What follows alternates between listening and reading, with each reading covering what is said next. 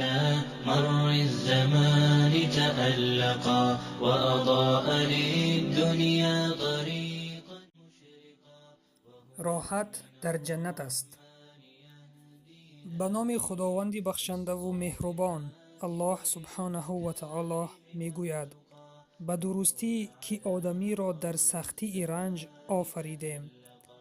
می گویند از امام احمد ابن حنبل خداوند از او راضی باد پرسیدند که انسانیت کی به راحت همیشگی دستیاب می شود؟ گفت: وقت پای به جنت گذاشت پس بدان که آنجا راحت یافت. از این بر می آید که پیش از جنت راحت نیست، زیرا دنیا جای غوغا و دسیسه، فتنه و مصیبت، بیماری و غم و اندوه هاست.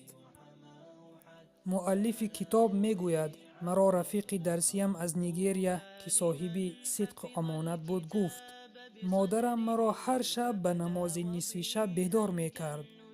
باری به او گفتم که مادر جان مرا گذار تا کمی راحت کنم.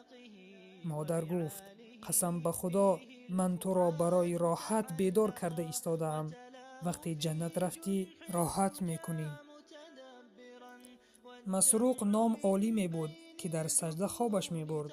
باری رفیقانش به او گفتند که نفست را کمی راحت ده. در جواب گفت که راحتش را می خواهم، یعنی جنت را. آنانی که به ترک نماز یا واجب بهر راحت شتاب می کنند، به تحقیق به سوی عذاب علم آور با پای خود شتاب می کنند.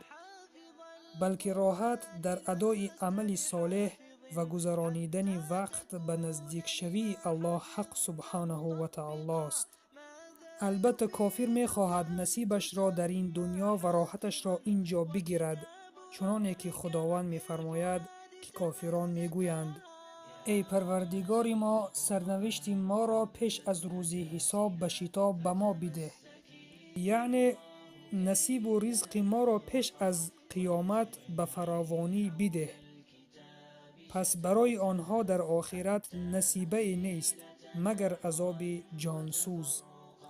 دنیا روز فناشونده است، زیرا در آن نعمت و سختی، آرامی و ناآرامی، بایی و کمبغلی وجود دارد. مکان راحت جنت است. پس برادر و خواهر عزیزم، با این حیات دو روزه خود جنت جاودانه خود را از دست مده. در این دنیا چه کسی نباشی، از بایترین مردم باشی یا از کمبغلترین، روز نه روز این دنیا را ترک کرده می روی. پس در فکر آبادی آخرت خود باش. طريقا مشرقا وهدى من الرحمن يهدينا به للصالحات وللمكارم والتقى. هذا كتاب الله أعذب منهل أنعم به من مورد لمن استقى. قد صانه رب العباد بحفظه وحماه